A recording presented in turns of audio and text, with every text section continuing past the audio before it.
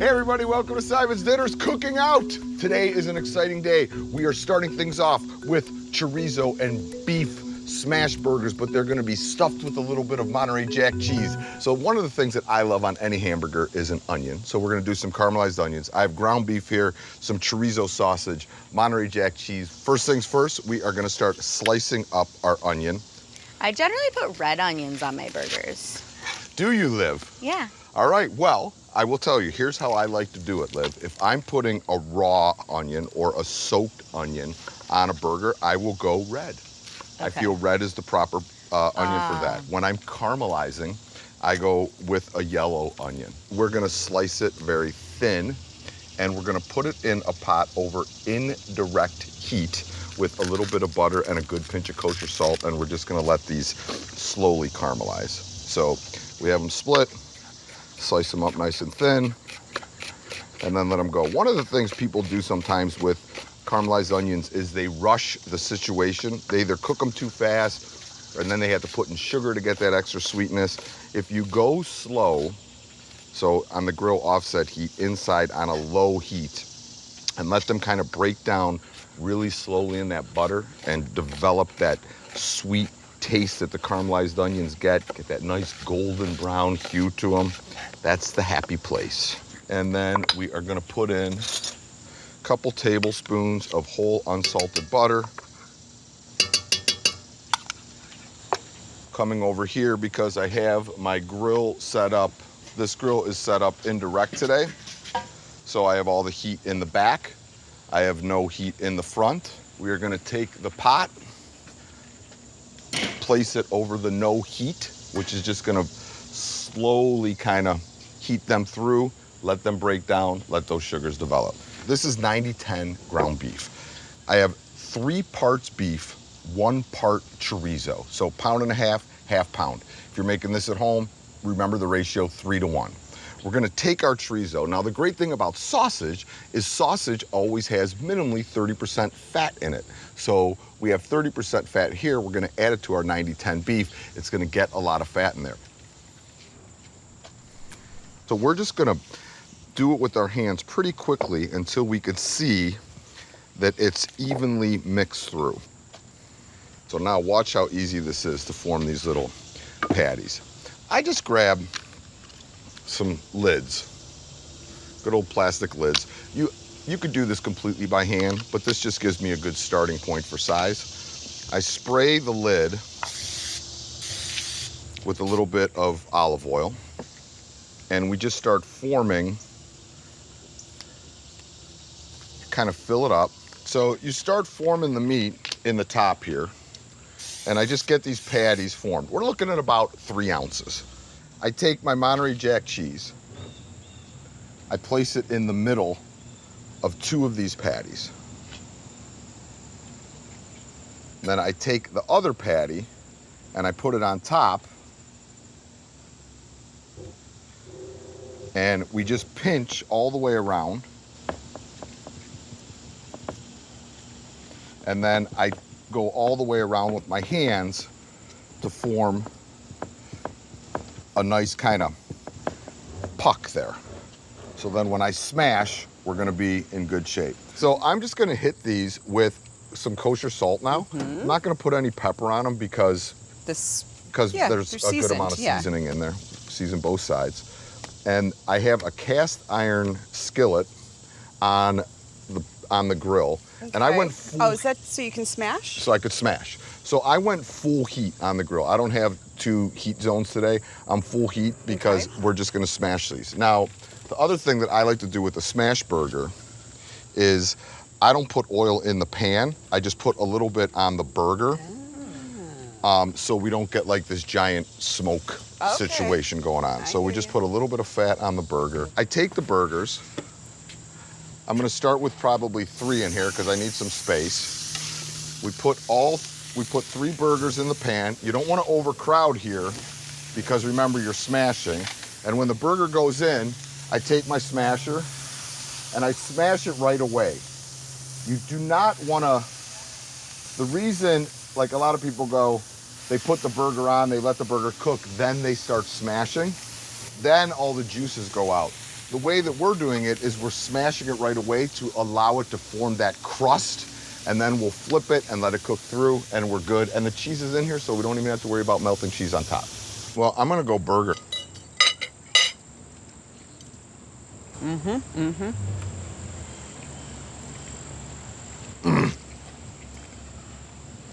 Look at the cheese pouring out of Liz's burger.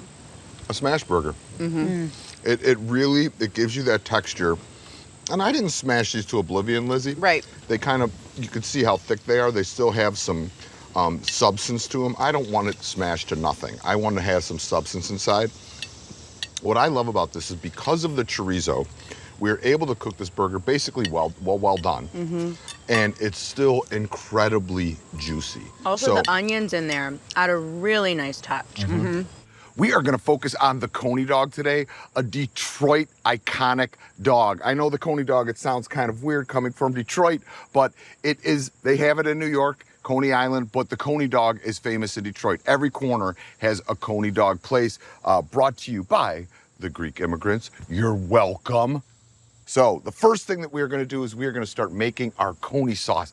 This sauce is unbelievable. It is a chili-based sauce. We make it with ground sirloin, about 80% ground sirloin, and about 20% ground beef heart. I have my pan over the coals on the grill.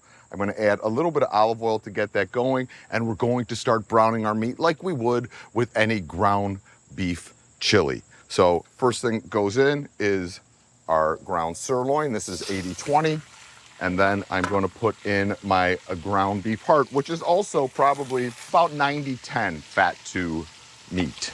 Okay, so we have our meat browning in that fat. It's looking great. To this, I'm gonna add all my veg. I'm gonna add my onions and peppers, and then I always put that garlic in last. So we're gonna work the onions, the peppers, and the garlic into our meat and fat, so they start to sweat and become translucent.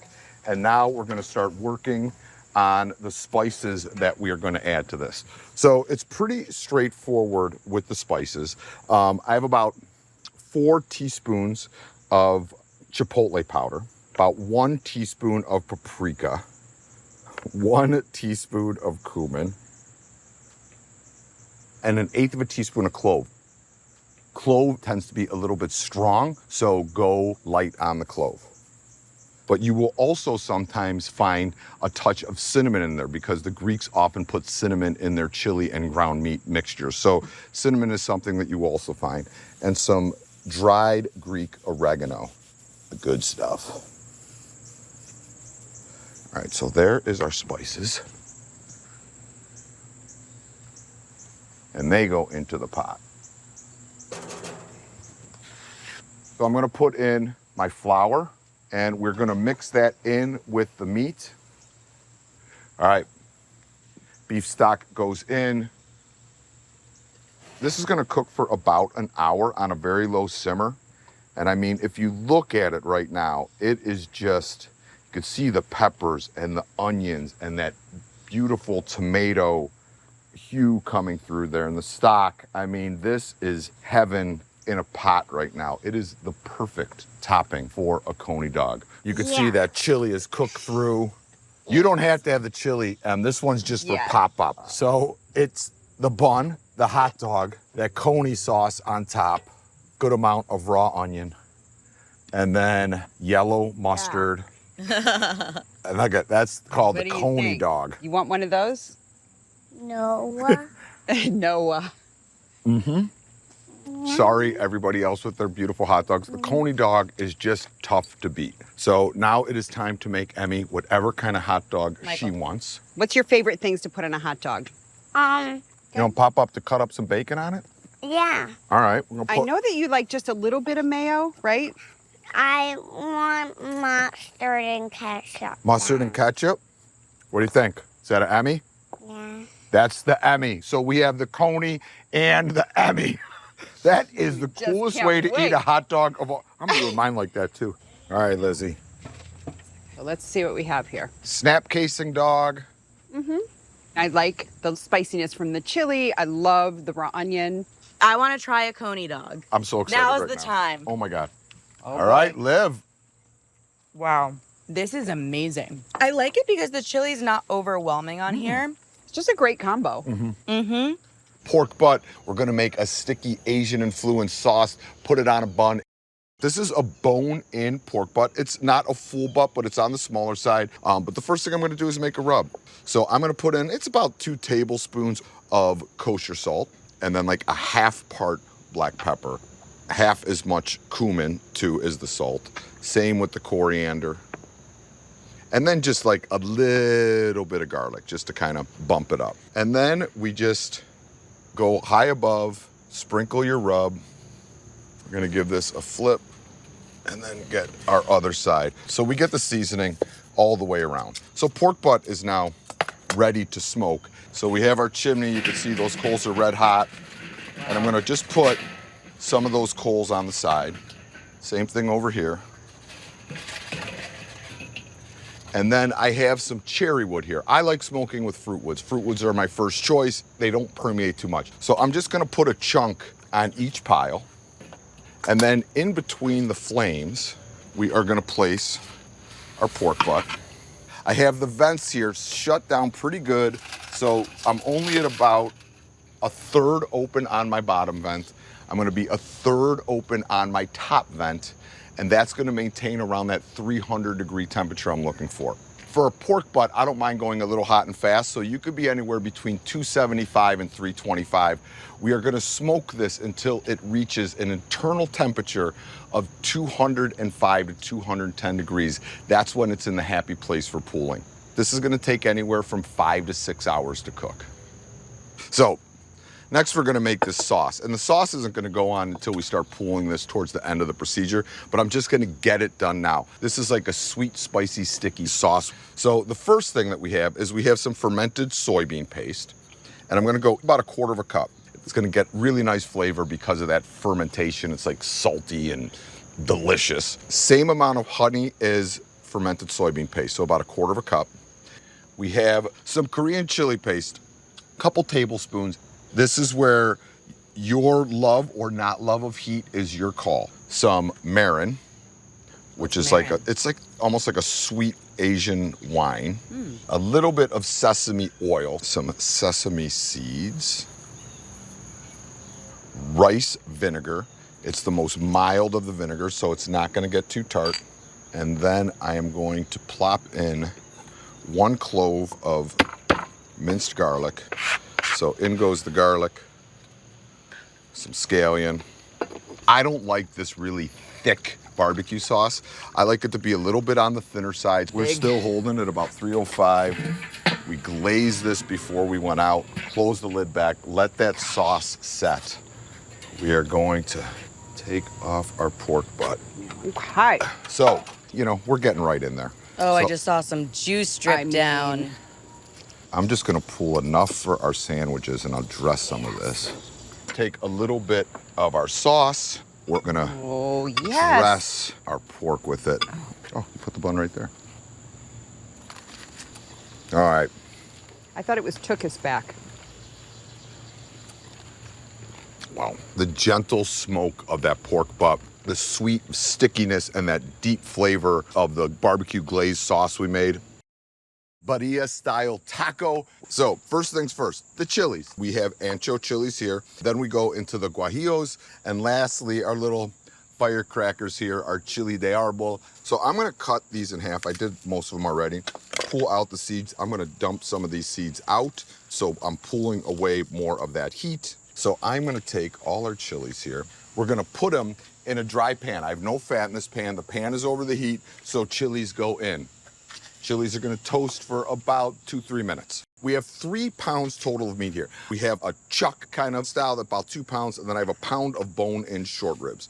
So we're gonna season this pretty liberally with kosher salt, cracked black pepper on both sides. Ooh, the chilies, you smell them toasting? So we get our toasted chilies, pull them out, and they're gonna end up going back into this braise. And now I could fully load my pan over the high heat now. Once the pan is hot, we add fat. Now we're gonna place our meat in there, and we are gonna brown all the sides of the meat. Caramelization, browning is flavor. When you skip this part, you get no flavor. That's why I like to do it in a traditional cast enamel Dutch oven, get the brown, then you could go. About 2 minutes aside. Okay, we're talking, Liv. Look at it. Oh, yeah. That's what we want. Incredible color. So I'm gonna give this a flip. We have a couple different spices which we're gonna add. I'm gonna put in about a teaspoon of chili powder. We're just reinforcing our chili flavor a little bit. About 2 teaspoons of Mexican dried oregano and about 2 teaspoons of cumin. All right, so now that the meat is browning really well, we're gonna take our vegetables. I have an onion split, 1 carrot cut into thirds. I have 4 fresh bay leaves here. If you were using dry bay leaves, you can get away with 2. And anywhere from 3 to 6 cloves of garlic, depending on the size of garlic and how garlicky you want things. So they're gonna go in. I'm gonna top those off with our spices that we just mixed. Those spices are gonna start to hit that fat a little bit and start popping. Give this all a nice mix. Chilies are gonna go on top. These are the chilies that we toasted earlier. Those go back in the pan. And we top this whole situation off with about a quart or so of chicken stock. So this is simmering away. I'm gonna pull it off the heat a little bit just so I can maintain my simmer. And if you look in here, you can see this has been going for about 20, 30 minutes right now. The meat is starting to cook down, but the chilies have kind of rehydrated and gotten really juicy. So I'm just gonna pull out these chilies and put them in a blender. Everything else stays in, and then I pull off a little bit of this liquid just to get the chilies blending. So this goes here, put a towel or something on top. You're gonna start your blender on low, and then you're gonna build up the speed. So low, and then you just let it rip. And that's it. It smells like the greatest pot of chili you've ever made in your life. So we're gonna pour this back in, and I don't wanna waste any of the goodness. So I take about a quart of water or so, and then we just pour off the rest of that liquid right into our pot. This is gonna continue to braise. This meat has been braising for about an hour and a half. I'm just skimming the fat off the top of the braise because this is what we're gonna kind of get the pan seasoned with to cook these tacos. Look, Liz, it is just melting. Whoa, oh my gosh. Oh my gosh, it's like the Wow. world's greatest pot roast right You may now. not even have to shred that. It's doing its job on its own. Yeah.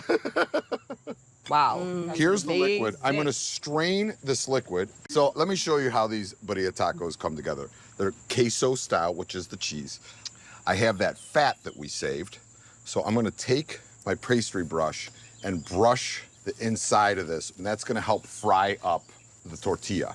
So then we take our corn tortilla. This is the braising liquid, which I strained. We put the tortilla in the braising liquid That's just gonna add tons of flavor. and pull it out. And then that goes into our hot fat. We could hear that man. sizzle happening. Then we take our Oaxaca cheese. This is taco grilled cheese quesadilla. It's like the best of all Right. worlds. Now we take some of that shredded meat, and I'm gonna put that right in there, kind of cheat it to one side. And this is gonna take about a minute or 2. So basically you want a good melty cheese. A super of some melty sort. cheese. Okay. Looking good. So I'm now gonna give it, all right, so it's releasing, and I'm just gonna give it a fold. And now we're gonna give it a press, and we're gonna let each side kind of get a little golden.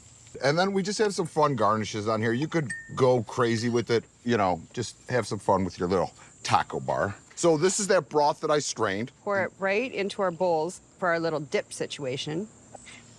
I mean, I'm wordless. So they're just a little bit spicy. You get the fat of the cheese, the flavor of the corn tortilla, but it has so much depth of flavor in it because we dipped in that broth and fried it in the fat of the juice.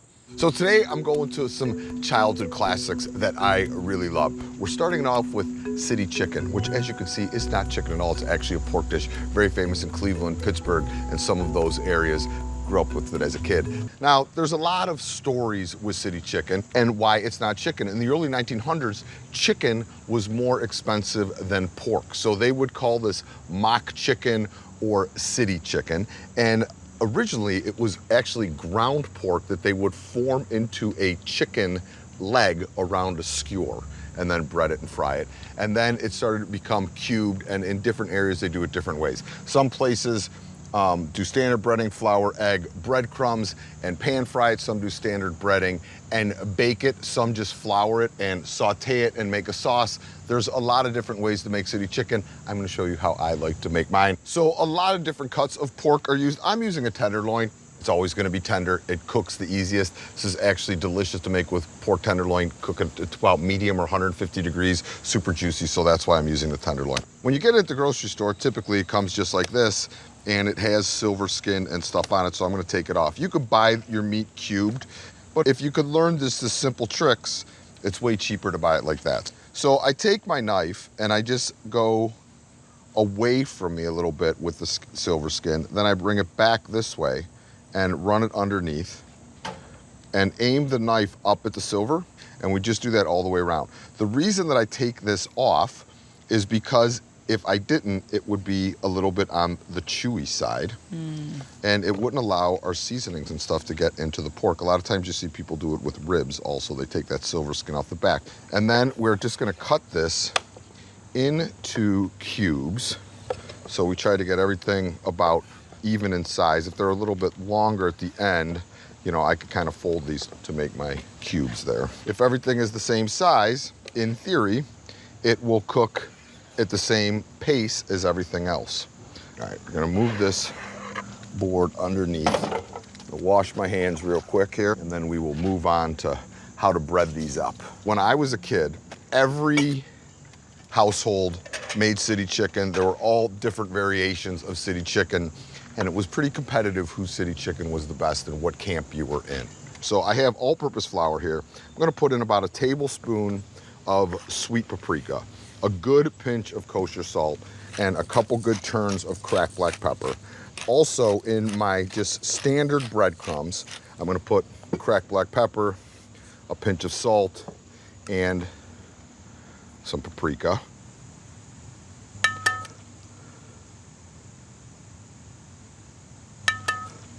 Also gonna put paprika, salt, and pepper in my eggs because you want everything, every layer to be seasoned.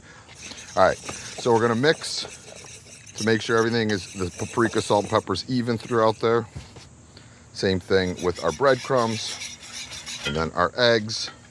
Remember, whenever you are doing standard breading, remember the month February, F-E-B, flour, eggs, breadcrumb. That is how you standard bread. So you do 4 to 5 pieces on each kebab, and these just get skewered up, just like that. We're cooking these in a pan, not on coals, so I don't have to worry about my skewers burning or anything like that. City chicken, I grew up, Pap used to make us city chicken all the time as kids, so this was a big one for me growing up. All right, so we season the meat, we season the flour, we season the eggs, we season the breadcrumbs. That's what is important because you want everything to be seasoned evenly. So I'm gonna go with a dry hand here in my flour. And why does the flour go first again? The flour helps the egg stick to the pork. Okay. The egg helps the breadcrumbs stick. Got it. Got it? So you shake off any excess, then you go in your eggs because you don't want this to be bready. You just want it to be like crunchy. More. I'm gonna get this rolled with a wet hand. So this hand will go in here. See, this I mess up. Both hands end up being wet hands. So now when I go in, Oh. I could flour. Yep, this is smart. And this hand is dry, okay? Wet hand, dry hand, roll it around. Yeah. All right? Wet hand, dry hand, roll it around. All right, so there we go.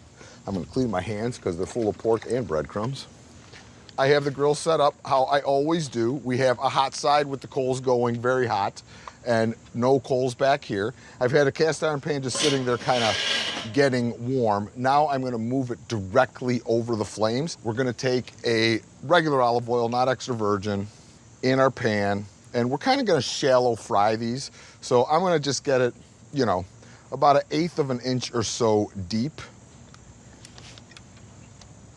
And then we're gonna wait a second till that gets hot. When that gets hot, then we're going to start crisping up our pork. When you fry things, is it always olive oil or do you ever use other fat? Olive oil, regular olive oil I'll use. I try not to use extra virgin to fry in. Avocado oil is also a great frying oil. Rice bran oil, super high smoking point, great frying oil. So that's a great question. So I can see that my oil is starting to smoke a little bit. So I cook with my senses, Liv. Liv? Yes, cook with your senses. All right. You hear the sizzle, you see the sizzle. That's what we're looking for. So we put these in. I don't drop them all like at once because I want to make sure that the oil is staying hot.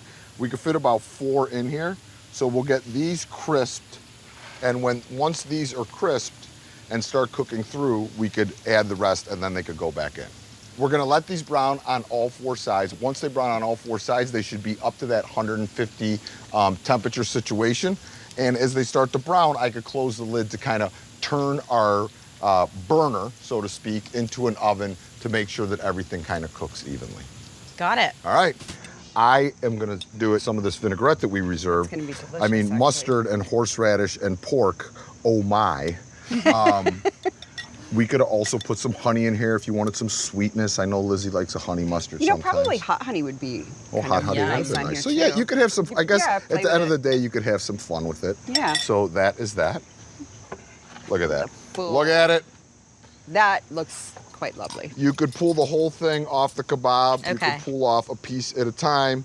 Can I eat it like You could this? eat it like corn So on you the cob. don't need a fork? Is that what you're telling me? No, yeah, probably not. I love the mustard in here. And it's still really juicy and tender inside, which I wasn't expecting. And that's about cooking it to the right temp. Mm-hmm. You know, that's all about the temp.